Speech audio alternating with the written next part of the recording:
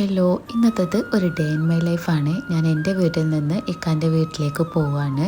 അതിന് മോർണിംഗ് എണീറ്റ പാട് കുറച്ച് നേരത്തായി സിറ്റ് ഔട്ടിൽ വന്നിരുന്നു കേട്ടോ.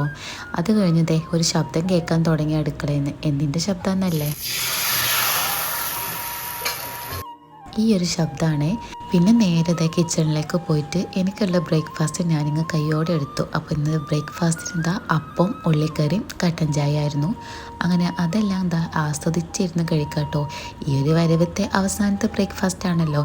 ഇനി കുറച്ച് ദിവസം കഴിഞ്ഞിട്ടല്ലേ ഇങ്ങോട്ടേക്കുള്ള വരവൊക്കെ. അങ്ങനെ അനിയത്തി സ്കൂളിൽ പോകാൻ നേരത്തെ പറഞ്ഞു ഈ വരുമ്പത്തിന് ഞാൻ പോകുന്ന അവളോട് പറഞ്ഞിരുന്നേ. അങ്ങനെ കുട്ടിക്കുള്ള ഉമ്മയും ബൈ ബൈ എല്ലാം കൊടുത്ത് അവൾ നേരത്തെ സ്കൂളിലോട്ട് പോവാണ്. ഇമിനെ വേഗം ഉറക്കിയിട്ടുണ്ട്. എനിക്കാണെങ്കിൽ കുറച്ച് പാക്കിംഗ് ഉണ്ടായിരുന്നു. പാക്കിംഗ് എന്ന് വെച്ചാൽ വീട്ടിലേക്ക് ഞാൻ ഇങ്ങോട്ട് കൊണ്ടുവന്ന സാധനങ്ങൾ തിരിച്ച് അങ്ങോട്ടും കൊണ്ടുപോകണമല്ലോ.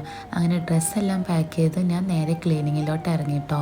വേഗം അടിച്ച് വാരലും തുടക്കലെല്ലാം കഴിഞ്ഞ് ഞാൻ നേരെ പോയി കുളിച്ചു.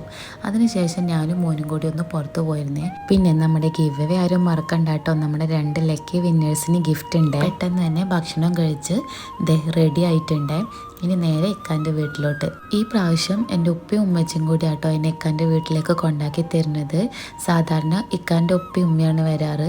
പക്ഷേ ഇവർ കൊണ്ടാക്കി തരുമ്പോഴാണ് എനിക്ക് കൂടുതൽ സങ്കടം. എന്നെ അവിടെ ആക്കി ഇവരിങ്ങോട്ട് തിരിച്ചു പോരുമ്പോൾ ഭയങ്കര സങ്കടമാണ്. കല്യാണം കഴിഞ്ഞിട്ട് 5 വർഷമായി. ഇപ്പോഴും എൻ്റെ വീട്ടിൽ കുറച്ച് ദിവസം നിന്നാൽ പിന്നെ ഇക്കാൻ്റെ വീട്ടിലോട്ട് പോകുമ്പോൾ ഒത്തിരി സങ്കടം കേട്ടോ. എന്നെപ്പോലെ ഒട്ടുമിക്ക ആളുകൾക്കും അങ്ങനെ തന്നെ ആവുന്നതാണ് ഞാൻ വിചാരിക്കുന്നത്. എന്താണെന്നറിയില്ല കേട്ടോ, ഒത്തിരി സങ്കടമാണ്.